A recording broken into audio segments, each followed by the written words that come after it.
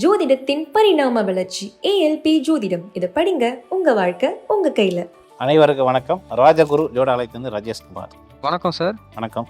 வீட்டில் பணம் சேர்றதுக்கு ஏதாவது பரிகாரம் இருக்கா சார்? பொதுவாக பணம் எல்லாத்தோடைய மனநிலையில் இருக்கக்கூடிய ஒரு விஷயம் என்னன்னு கேட்டிங்கன்னா, எவ்வளோ சம்பாரிச்சு பிரயோஜனமாக நான் ஏதாச்சும் பண்ணக்கூடாதா அப்படின்ட்டு நினைக்கிறவங்களும் உண்டு. கஷ்டப்பட்டேன், உழைக்கிறேன், தூக்கங்கிடுறேன், ₹1 என்னால் சேர்த்து வைக்க முடியல அப்படின்னு சொல்லவங்களும் உண்டு.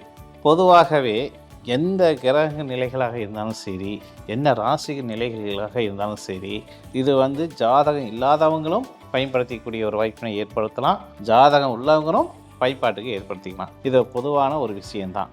இந்த விஷயத்துக்கு உங்கள் வீட்டில் மகாலட்சுமி குடிக்கொண்டு பணம் காசு சேர்த்து வீடு வாசல் வண்டி வாகனங்கள் சுகபோகமாக வாழ்வதற்கு நீங்கள் சொல்லக்கூடிய 8 பொருட்களை வைத்து நீங்கள் பார்த்தீங்கன்னா தாராளமாக பணத்தை சேர்த்தலாம்.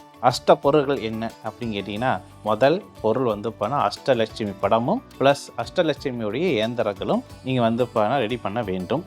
ரெண்டாவது பார்த்தீங்கன்னா வாசனை பொருள்கள் சொல்லக்கூடிய அரகஜா, ஜவ்வாது, கஸ்தூரிமான், வெண்தாமரை கொட்டை, பச்சை கற்பூரம். இது பாயிண்ட் நம்பர் 2.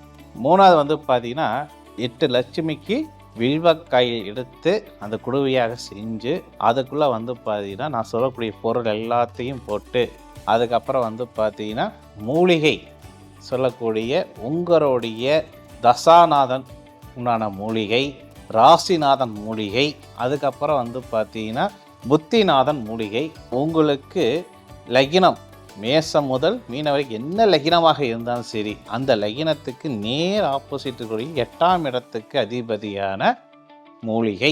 இதே பெண்களாக இருந்தால் சுக்கிரன், உங்களுடைய ஜாதகத்தில் சுக்கிரன் எந்த இடத்துல இருக்கிறாரோ அந்த இடத்துக்கு 11ஆம் ஸ்தானத்தில் இருக்கக்கூடிய கிரக நிலைகளை கொண்டு அதுக்குண்டான மூலிகை. இப்படி மூலிகை வனத்தில் இத்தனையும் நம்ம சேகரித்து அது ஒரு குடுவையில் போட வேண்டும். அடுத்தது இன்னொரு குடுவையில் என்ன போடணும் அப்படின்னு கேட்டிங்கன்னா 3 வகையான பொருள்கள். என்னென்ன பொருள்கள்? கிராம்பு, ஏலக்காய், கசகசா.